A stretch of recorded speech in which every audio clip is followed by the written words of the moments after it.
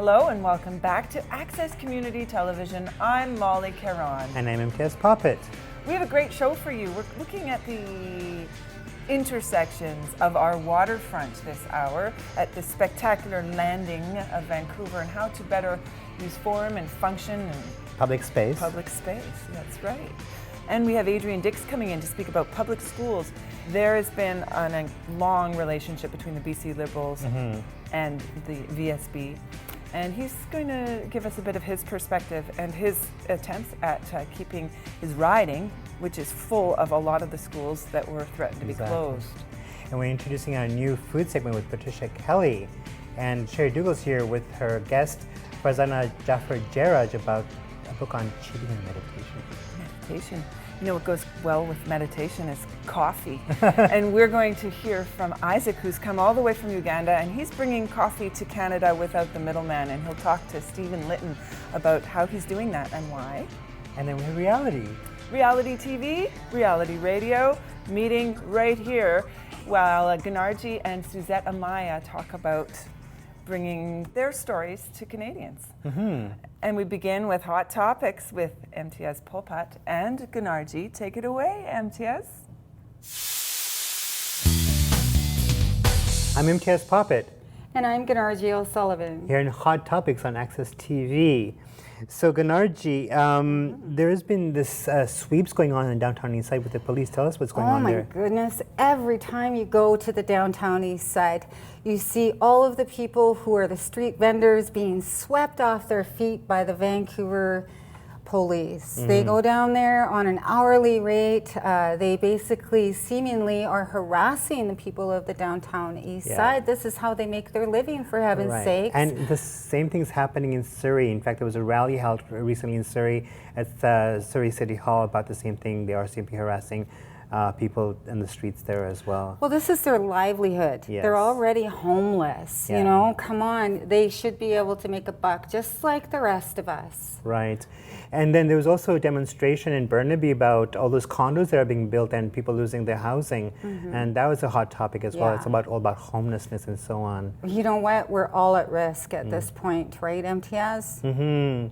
So what's going on in North Dakota? North Dakota has been really interesting. It's like a magnet for all of our First Nations activists and environmentalists. You know, it's been it's gotten worldwide attention. People have gone and stood in solidarity with the people of North Dakota against the Dakota Access Pipeline and in order to protect the water. That's really what it's been about. But you know, people like Jesus have been over there, along with Jody Leon from the Splatsin territory. We have people from the Haidas who are going over to North Dakota. Queen Sachi and Kanahus Manuel Anushka has trekked over there to stand in solidarity and protection of the water. I think it's a beautiful thing, but I also think that we in Canada have to also focus on what is happening here. We can't be tricked and we can't be like, we can't be diverted, you know. Focus on Canada and our issues here and try to tie it in with the people of North Dakota. But I do love what they're doing and I thank them for their lessons. You know what they have? They have their songs, they have their prayers, okay? And they have their media. That's you and that's me. Right. Can you quickly talk to us about open mic coming up? Imtiaz, have you ever heard of Dani and Lizzy? Oh my goodness, you're gonna love them. Two sisters, just killing it out there. They're gonna be holding this open mic at Shop Wrong every Wednesday. You are going to wanna check it out. 1192 Shop Wrong is the place to be. But also Nimkish, who just happens to be my daughter. Here I go, shamelessly promoting my daughter. She has an open mic every Monday at the Fairview Pub, Mondays and Wednesdays, 898 West Broadway is the place to be, Mondays and Wednesdays. You do want to check it out. But in the meantime, here is Dani and Lizzy with a song called Dancing in the Sky. And I would like to dedicate that to Jessie, Sanderson, Olver. We love you, and we're going to miss you. Tell me, what does it look like in heaven? Is it peaceful? Is it free like they say? Does the sun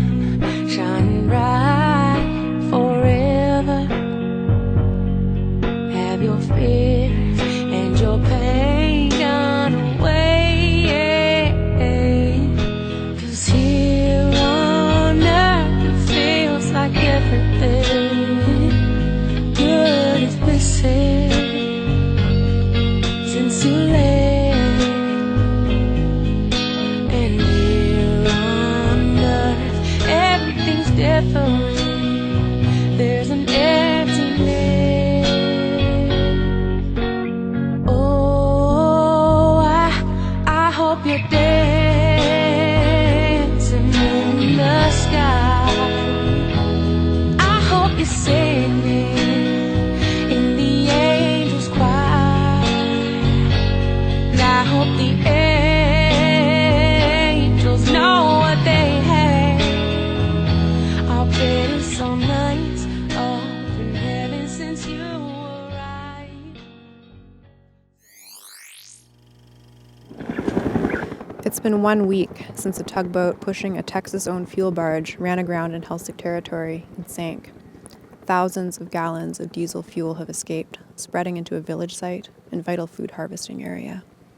Mayday, mayday. October 13th, roughly about 2:30 in the morning, turned the radio on, and all I heard was a pan from the Nathan E. Stewart. As it entered the mouth of Seaforth Channel, the course was changed, slamming into the reef and the rocks at the mouth of a place that we call Gokwe, Gale Creek. I was on one side of the boat, not knowing that there was punts pushing on the barge to try keep it off the rocks from going further into the beach. And just as I was going that way, the tug itself sunk. What did you think when you saw it go down? It is heartbreaking. I have a trap line in that area. It's coming out of Spiller and all the way around to Matheson, it's called. Our parent would take us out of school and take us out there. And we lived there until all the food was gathered for the winter. 4 sockeye rivers in the area, and it's a big area for cockles that can easily be damaged. It's devastating to everything in that area, abalones, clams, crabs. I know my grandson digs clams every winter, and my son goes out digging clams every winter. And that's their livelihood. What are they going to do now? I practically grew up on the boat. It hurts so much that the oil spill had happened, where I can't, or where I provide my clams, where we get our kelp for our SOK, where there's fish, where there's food that we could eat, we could provide. But now we can't because of the oil.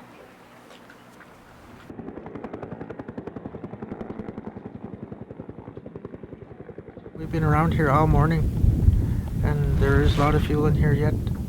Yeah. And I was here yesterday at half tide. All the gravel beds are filled with fuel.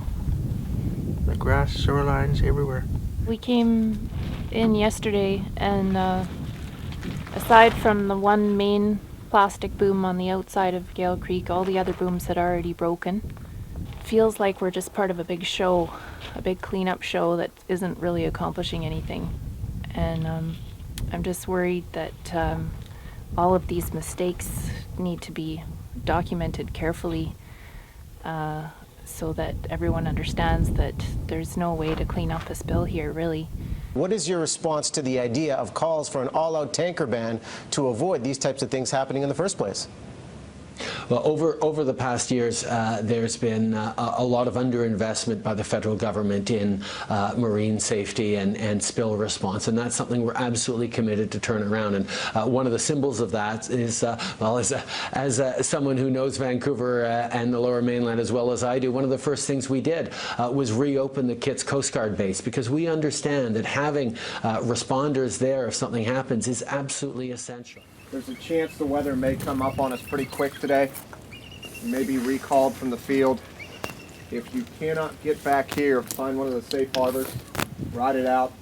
I mean, the fact that we can't even contain this.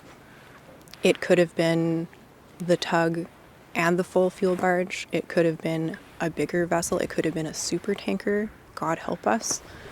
It is so clear that even when you stretch the whole span of the coast, we do not collectively have the capacity to deal with a spill of any magnitude.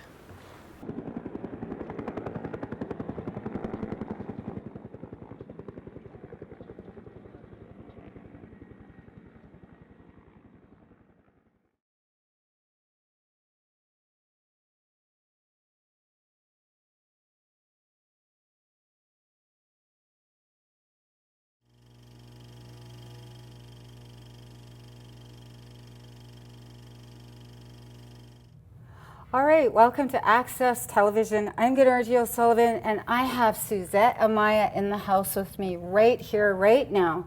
She is the reality star of the Big Brother television, Big Brother Canada, as well as the Sequester Access, which is really awesome. You got to check it out on the internet, right? Yes. On www. sequesteraccess.com. Yeah? Yeah. It's really cool to have you represent, because not only are you Kwakwaka'wakw like me, but you're also Niska and you're Cree and you're a little bit Salish. Yes, yes. So you're representing a lot of people here, Suzette. I'm really Indigenous. It is. But I was born in Vancouver in the downtown east side area. Yeah. So, you know, it's just wonderful to be a part of something that is just out there representing who we are as a people. That's right. And she also has a show called Think Indian on Co-op Radio 100.5 CFRO, www.coopradio.org. You can check her out. Think Indian. It's an award-winning show. But on top of all of this, you're like moving steadfast forwardly, and you're a motivational speaker, and you are going to be representing on Inspire. Tell us more about that. Well, I'll be touring starting March all across the country, 7 different cities with Inspire, and they do the Achievement Awards honoring different Indigenous Aboriginal peoples, and I'm going to be a moderator on all these different panels highlighting all the past Achievement Award winners for the youth category.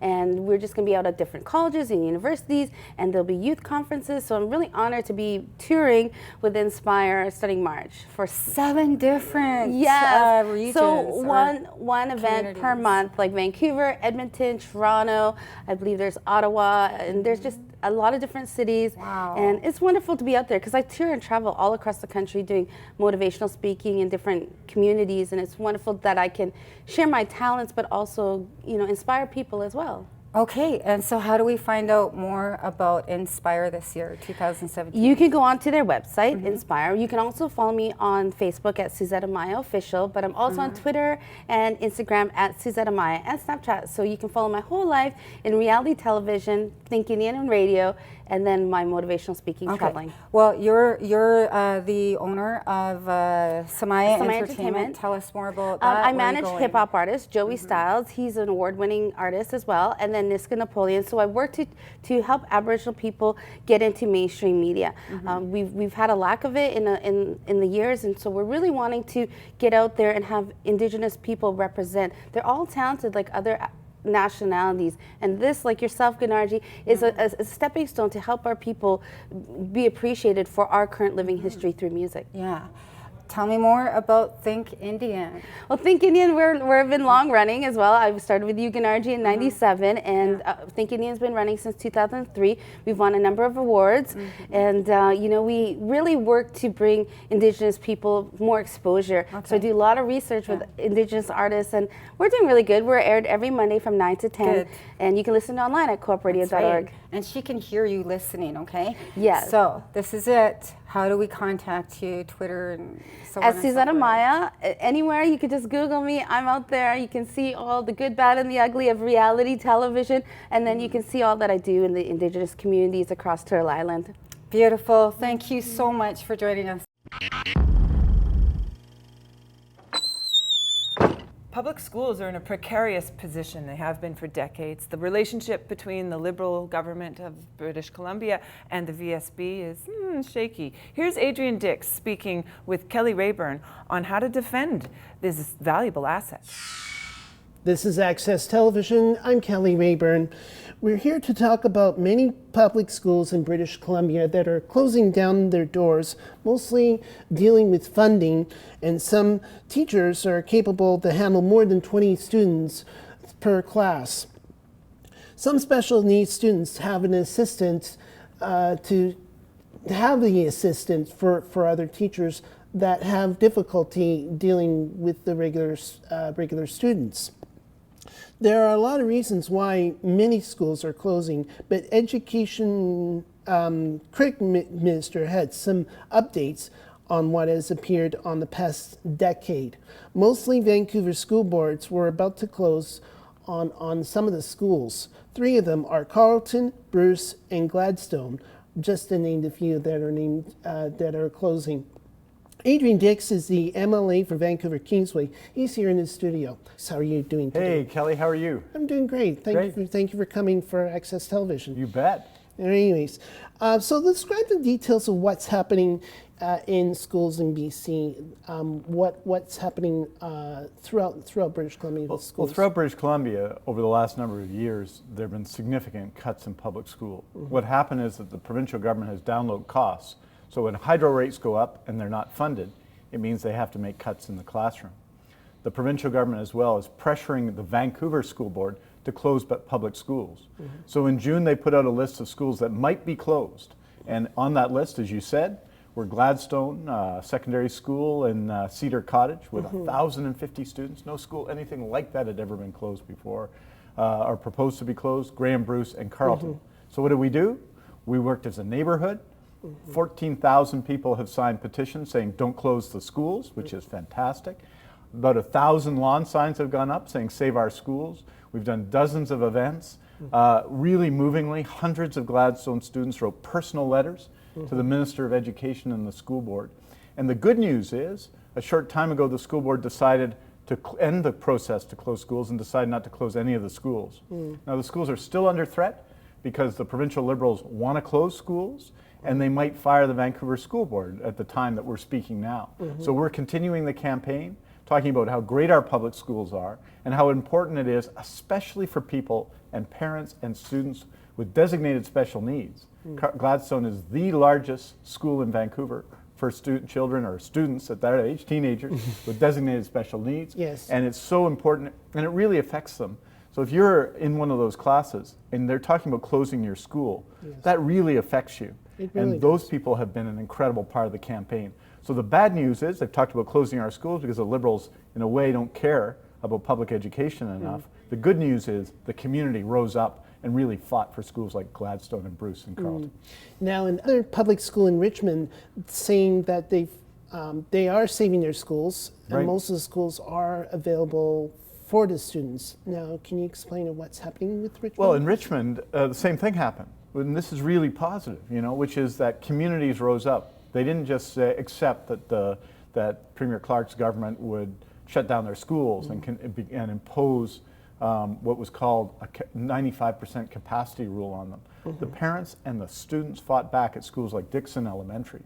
And the result was the Liberals got scared. They got scared because parents were saying neighborhood schools are important to neighborhoods in Richmond, just like Vancouver parents and students were saying in Vancouver. And the result is they convinced the school board to abandon their school closure process.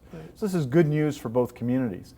Vancouver, everybody who knows Vancouver, everyone who knows Richmond, knows that these are growing communities. We're building high rises unbelievably in Cedar Cottage and Joyce Collingwood where I live. Within a few blocks where I live, 8 30-story buildings are going up.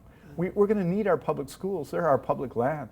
And so I think it's a great thing that parents and students and the community have got together to fight for public schools and to fight in particular for special needs education. Now, your colleague David Eby has helped out to volunteering with the real estate homes in Vancouver. How's that keeping both real estate and homes in the Vancouver region? Well, he's done a great job. It's everyone who lives in Vancouver. I mean, there's two things that everybody knows about in Vancouver.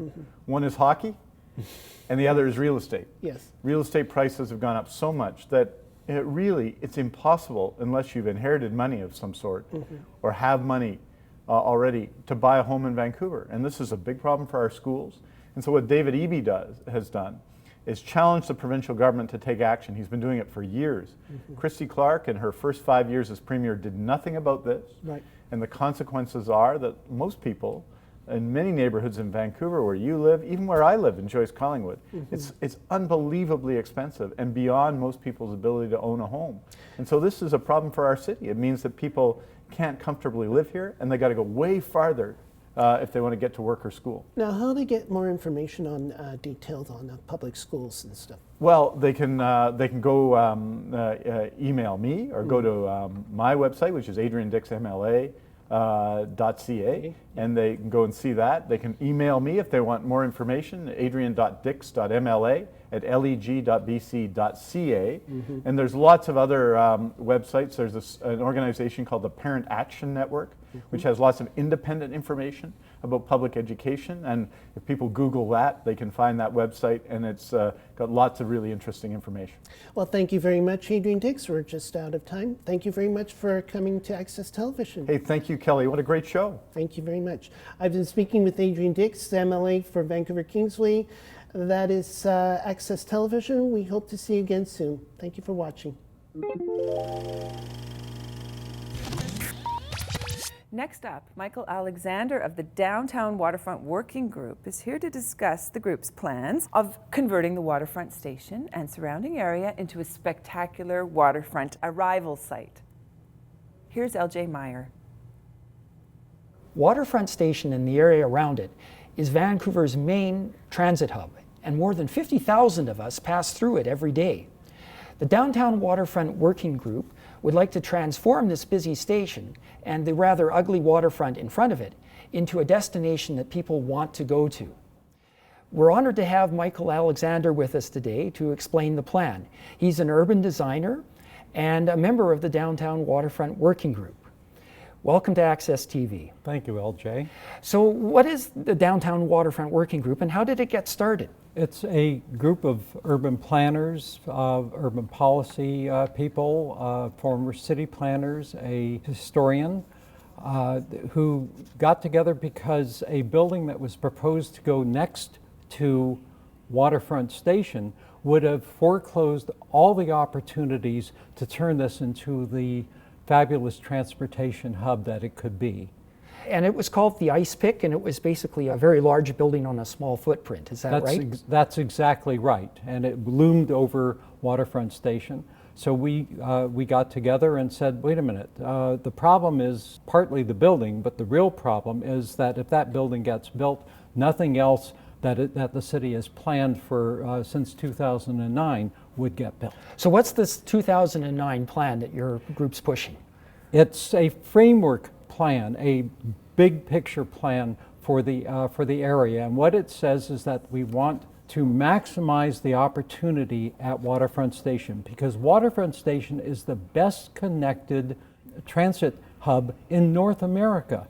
Listen to what it's got. Yeah. It has 2 SkyTrain lines, the Canada Line, the Seabus, the West Coast Express, freight rail to and from Canada and the United States, helicopters, float planes to Vancouver Island and the North, cruise ships, regional and local buses, taxis, 3 share car companies, personal and Mobi shared bicycles, and pedestrians, because you can walk to all of this place easily. In addition, there's more to come and more that could come. By the end of this year, we're going to have the Evergreen SkyTrain line connected to the other SkyTrains. We could have an additional Seabus. The Seabus already exists, cutting travel time to the North Shore in half. The right-of-way exists to have passenger rail across Canada. You could come from YVR or a cruise ship, get on a passenger rail, go to Montreal or take the Rocky Mountaineer to Banff National Park.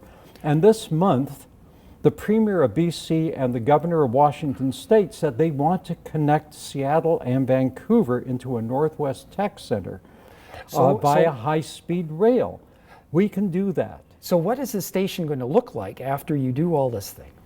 You have behind the station itself, what people think of as Waterfront Station, wonderful 1912 heritage building, but behind it is an ugly transit center that really does not work. Yeah. The walkways, you go up, down, around to get to make connections, very, very poorly done. Behind that is a rail yard on which a platform can be built to expand that whole waterfront transit station and connect up the walkways, the seawalls. Redo everything.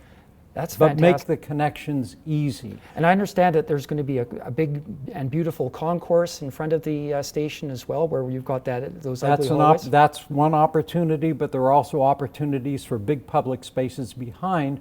Right now, people just pass through it. Yeah. We want to make it a place where people want to linger, where they can go to restaurants, where they can do some shopping, where they can attend public events, where they can hear music. All of those things are possible. But how are we going to make this happen? Because the city doesn't own the land. The Cadillac Fairview owns the station. The CP line owns the tracks. The Vancouver Whitecaps owns the land under the tracks. The provincial and federal governments have to be involved. How are you going to make it work with all those people? It is complicated, but we are talking with all of the players now. And we are meeting with them and we are saying, look, the big picture, you have to join together to make this really happen. If we don't join together and make this happen, then we will never, for example, be able to open Granville Street, the end of Granville Street, to the water and to the mountains, which is what Vancouver is really all about, isn't it? Yes. And right now you look down Granville Street, which is Vancouver's celebration street, and what do you see? You see the black maw of a parkade. Yes. The entrance to a parkade. So it looks like we're just about out of time, but I want people to know that if they want more information about events and news about this issue, they can go to the Downtown Waterfront Working Group's Facebook page, and all that information will be there. I'd like to thank you, Michael Alexander, for coming out and sharing this with us today. And I would like to thank all of you for tuning in. I'm LJ Meyer.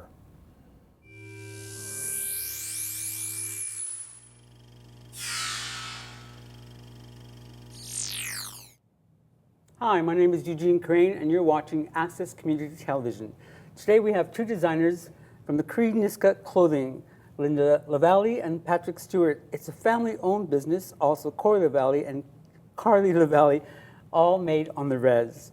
The designs on the boots range from traditional graphic West Coast First Nation designs to Plains Métis floral designs. Taking cues from nature, the design's repertoire includes the killer whale, raven, flowers, hummingbirds, and tree designs. All boots are custom made. The boots are made out of bison, elk, cow, and moose. Check out their Facebook page, Cree Niska Clothing, to see all the variety of styles they have made. Welcome, Linda and Patrick. Thank you, Eugene. Thank you, Eugene. Nice this is a family business. Can you tell me who does what?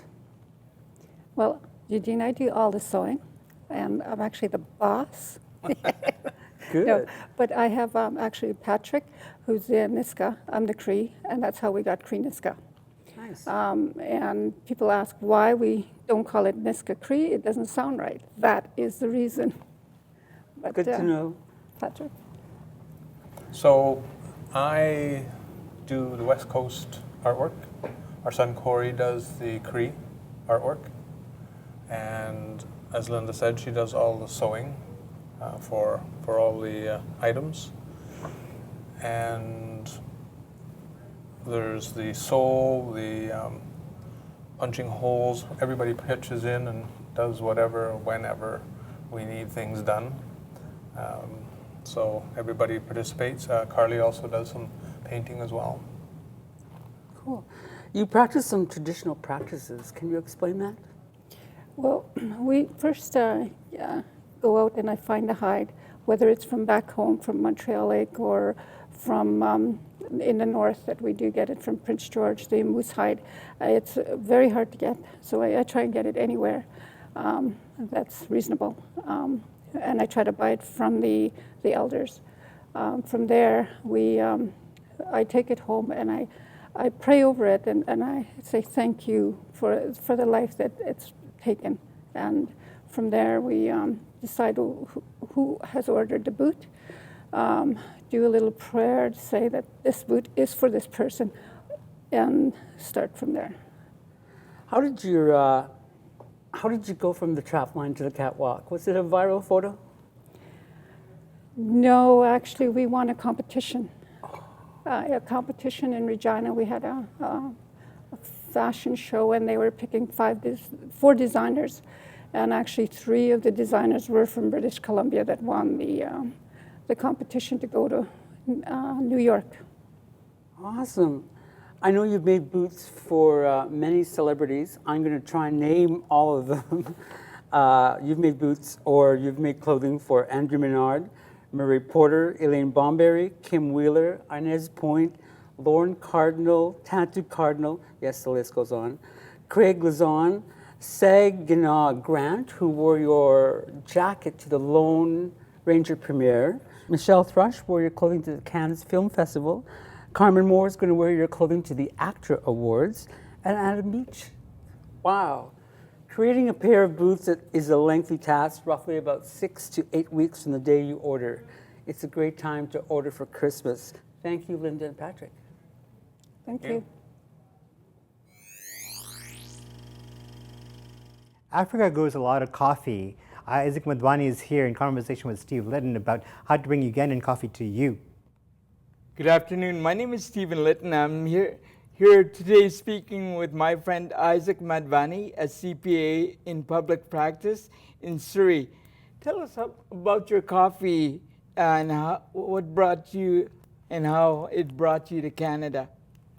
What brings me here today is to talk about Ugandan coffee and how it's organic, it is natural, and there's no application of fertilizers or pesticide, being Uganda being referred to as a part of Africa.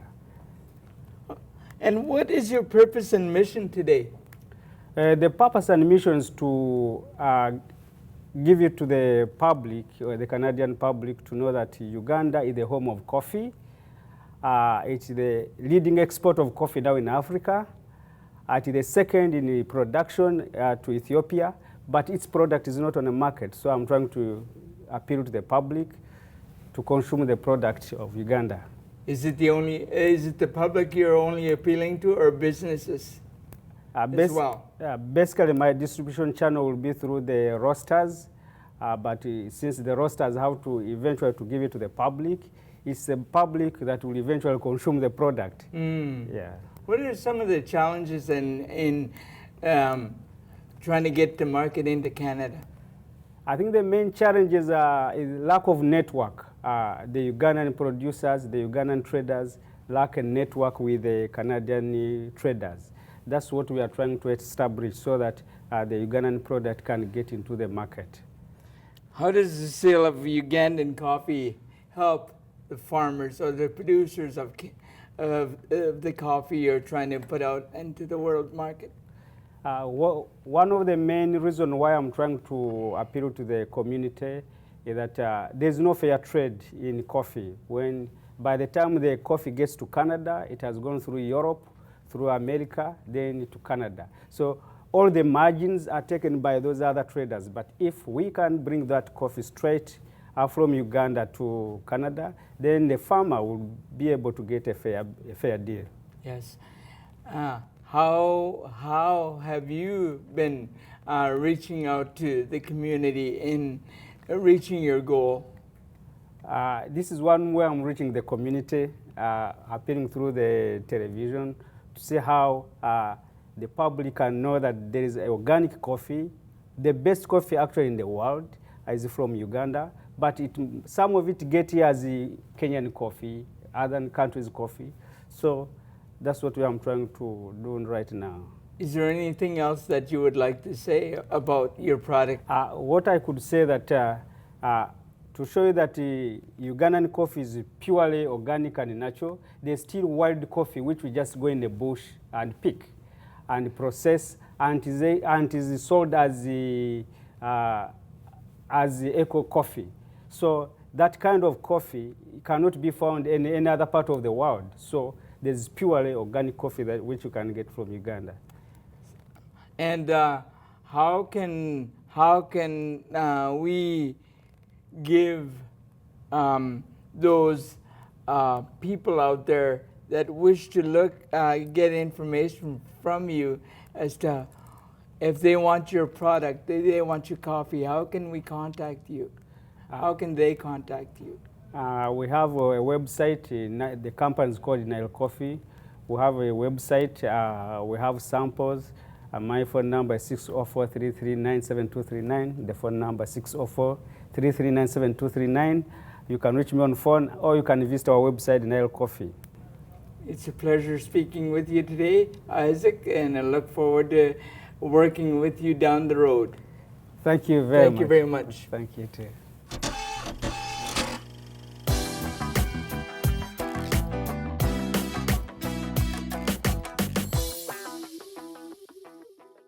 Joining me in studio is international recording artist Biff Naked. She is a breast cancer survivor, humanitarian, and now an author. Biff has been on our show to talk about her fitness program and how she maintains a healthy lifestyle. She's back here to talk about her recently released self-titled memoir. Welcome to the show, Biff. Thank you. What a wonderful introduction. Thank you. Well, trying to finish a book, did you have time to maintain a healthy lifestyle? Oh, certainly. I mean, I don't know how most people write books. I mean, I think that by the time people are ready to write a memoir, they usually have a busy family or they have another job, they have to juggle it. For me, I had to wait till the whole house was sleeping until I could sit down and really concentrate to write. And then the hardest part was the editing process, when I would have to go back and re-examine, either cut short or do some rewrites or clarify, and that was very time-consuming and stressful. I literally had to leave the country to be able to get it all accomplished. Yeah, so what did it feel like when it actually was published on April 19th? Oh my gosh, I can't believe it. I still can't believe it. I mean, it's quite remarkable that it was all assembled, and they did so many things, like just the stuff that I would never have thought of, like the paper stock that they chose, and they printed a lotus on the spine of the book. You know, it was like a surprise. It was like finding finding like a wayward chocolate bar. I don't know. It was just so, I just love working with them. So it's been really serendipity. Yes, and what is the message that you would like people to get from your book or from memoir? Honestly, I think everyone's story is the same. I think that basically by the time we're all 40, we've all had to deal with loss, hardship, misadventure, family issues, different health crises. I think that we're all really the same. I don't think my story is all that different from anyone else's, but hopefully I can make them laugh, if they reflect on their own life or journey, and they can laugh thinking of how asinine I was, how crazy it was. I read you have, a very close relationship with your mom, and you would tell her everything. Poor woman. The poor woman, she didn't ask me to tell her everything, I just did. And that's a wonderful relationship. You talk about in the book, not giving too much information, but your drug abuse, your cancer. Mm-hmm. Yeah, it's a story. And again, I think everyone has probably been through it, but I'm really lucky that I was able to kind of, transcend many of those different things. I think that we're all growing through life, regardless of which direction our journey takes and what comes our way. I think that we're all basically doing the same thing, trying to evolve and get through challenges and hopefully learn something and blossom at the same time. And it's a relief. It's published, and are there any regrets from anything you wrote in the book? No. Yeah, probably. Honestly, I probably was too nice. That's the one thing I've been told. I was way too nice. Yeah, but that's okay. That's, a woman's got to have secrets, I suppose. But I'm happy with everything that we worked on. Well, you're inspiring. And what has been the feedback been like? I've been lucky. I mean, it's been really positive. People have responded very positively to some of the stories. When I was a runaway, when I was a teenager, and there was a lot of misadventure. Maybe perhaps it might be a bit of a utopian view for some people on what it would be like to be a runaway, but that was just my experience. I was very lucky to be able to go back home. And so a lot of teenagers are not able to go back home, so I do feel for them, and I know that I'm very lucky. Yeah, and there's you talk about your bands, Chrome Dog, and how is that? And it's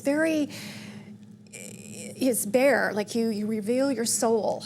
I suppose, yeah. And I think it's okay to be vulnerable. It's okay Definitely, I think so. And I think, again, I think all of us human beings have that in common. And so I'm pretty sure that even though maybe someone else doesn't feel like they can share their story, and so I'll share mine instead, and then maybe they'll be satisfied. They'll follow. That's right. That's right. Well, I want to thank you very much for coming on the show, and I'd like to have you come back. I would love to come back. And thanks for watching, and we'll be right back after this break.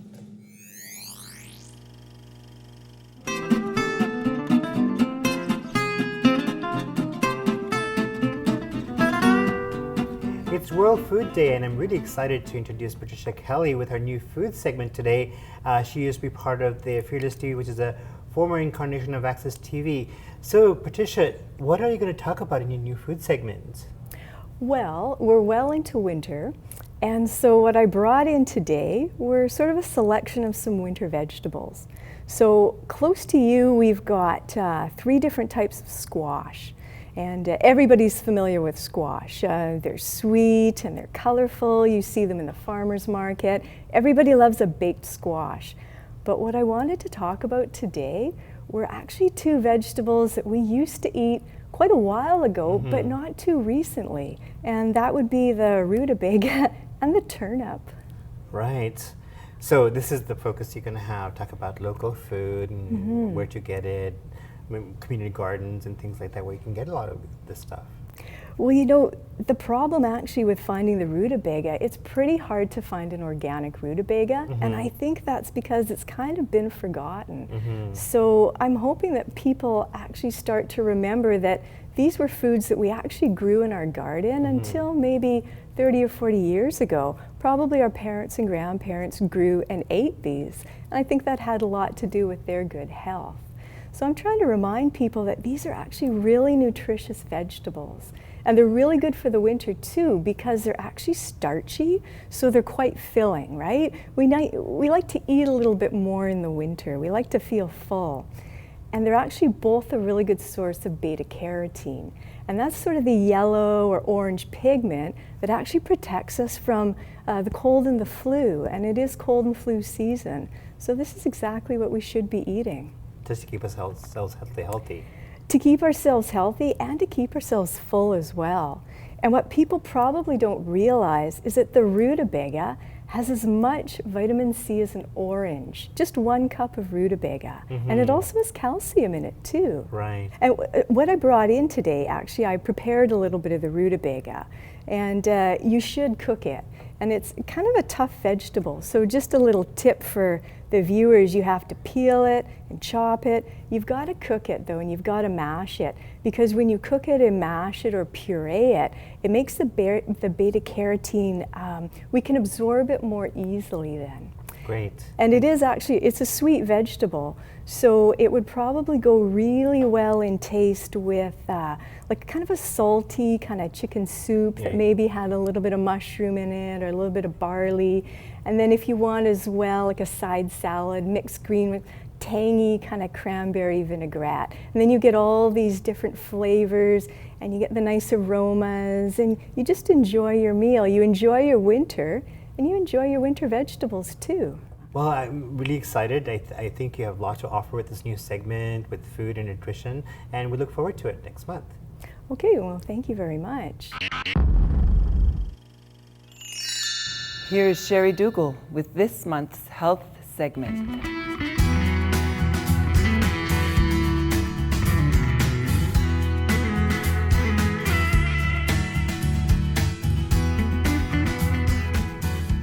Hello everyone, welcome to my health segment on Access Television. Today we have a lovely guest, Farzana Jaffer Jarraj, and she just released her book, I Cheat at Meditation. Welcome.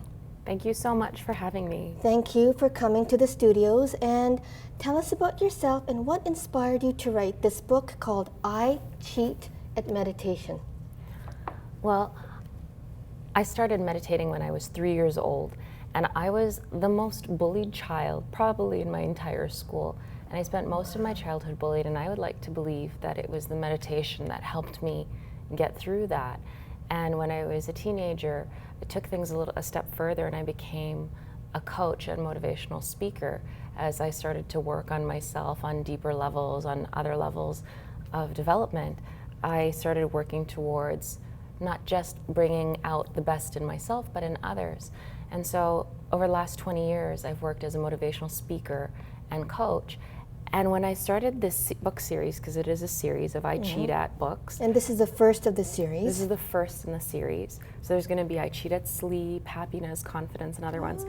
The reason I started with meditation is because I really, really believe that meditation is a foundation from which you can get back to yourself so you can go into any state. You can use meditation to calm yourself, but you could also use meditation to restore yourself so you can have more energy to do the things you want to do in life. Excellent. We've all heard about meditation, but what is meditation and how can we incorporate it into our everyday life?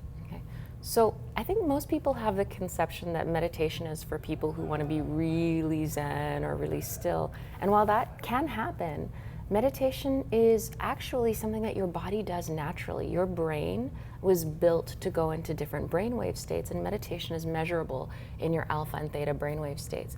So this technique here, it's just one technique of many, but in this book, with this technique, you're guaranteed to access at least those alpha and theta brainwave states to get into what your brain wants, like that healthy place where your brain gets to rest, where your body gets to restore itself, so that you can really, really have the best of everything, the calmness, the energy, the clarity and focus that you get out of going into meditation. So can you take us into that state for a little bit? Maybe with a practical session? I sure can. So I'm going to Fantastic. I'm going to do something on the breath.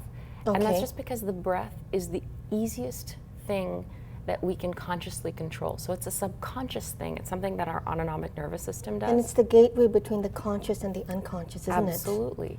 So what I'm going to have you do is I'm just going to have you perhaps close your eyes or just lower your gaze. Okay. And as you sit here now, I'd just like you to notice your breath. Notice your breath and notice how it flows naturally, easily, and effortlessly in and out of your body.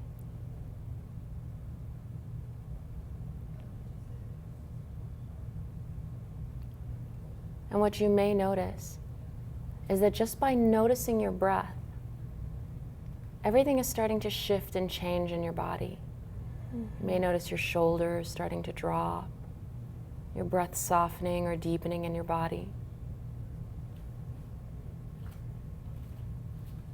And as your body breathes for you and you notice it breathing for you, every breath you take brings in oxygen into your lungs, from your lungs to your bloodstream. With every beat of your heart, sends that life force into every cell of your being. And with even less effort, you're releasing from your body and your being anything that no longer serves you, along with that carbon dioxide, allowing yourself to rest and become stronger in every way.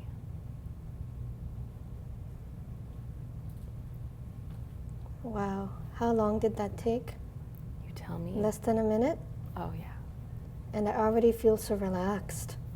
So people think it's a big process, but tell us more about that. I think people were taught that meditation is difficult, probably because the most famous types of meditation are mindfulness types of meditation, which are meant to focus the brain. I like to split meditation, all of meditations, and it's a gross oversimplification, into two categories: resting and workouts. And what I believe, in our busy, busy world, we're so inundated with things that we're constantly working out our mind, that before we start to hone and train it, if our brain was a muscle and we've been working out all day long, before we work out and lift heavier weights, we need to actually rest that muscle, let it have a chance to heal so that it's ready to do that heavy lifting. And so one of the things that I believe is, with this technique, you rest the mind before you work it out. You can do both, but it's really important to give yourself that rest. So take-home message, it's important to give yourself the time to rest, to meditate, because it's not a complicated process. No. I did it right at the studios. It took less than a minute. So everyone, go out there, meditate, and keep yourself healthy. Thank you. Bye-bye. Thank you for coming to the studios. Thank you, my pleasure.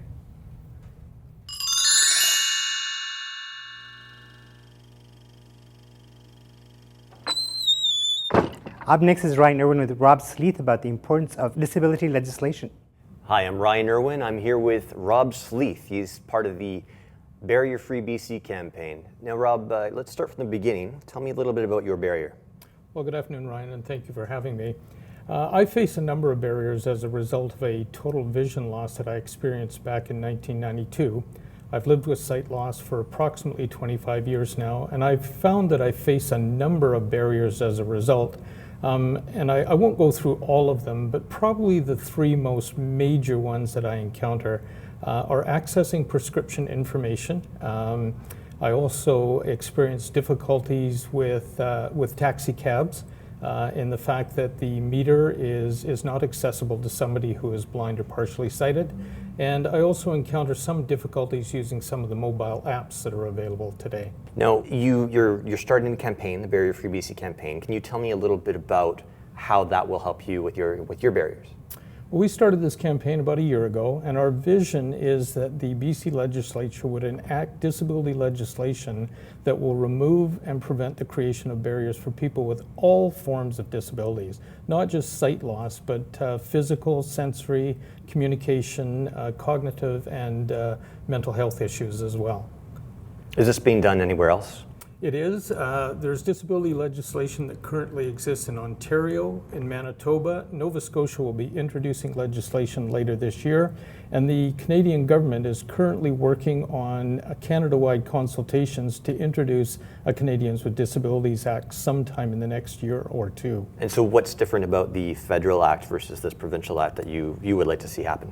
Well, the federal act will ensure that goods, services, and facilities that fall under federal jurisdiction are accessible. So that would be facilities such as airports, banking services, telecommunication services, that type of thing. Whereas a provincial disabilities act will ensure that people have access to public transit, education, library services, healthcare, access to retail stores, restaurants, those types of things. And what, in a practical sense, let's say this legislation came into effect, how would that help you specifically?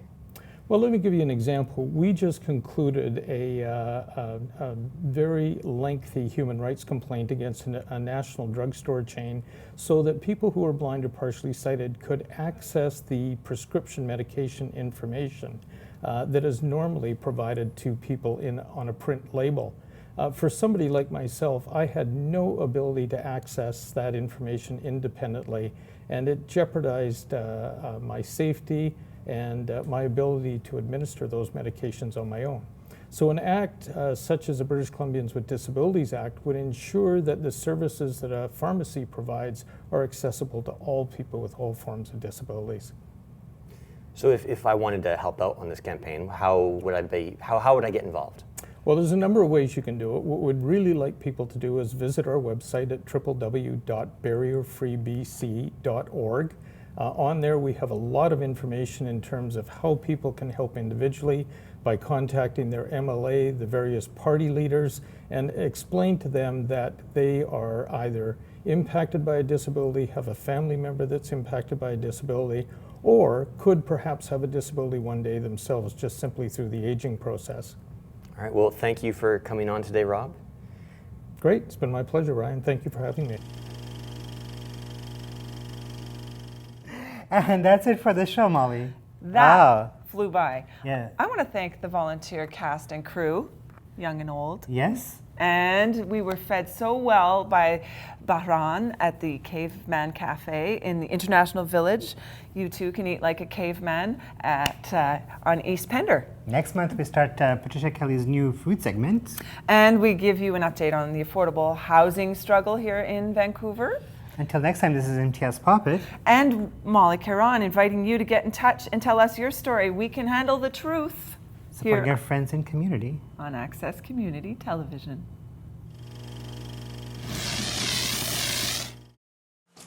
We're here today to do our thing for Dr. Martin Luther King.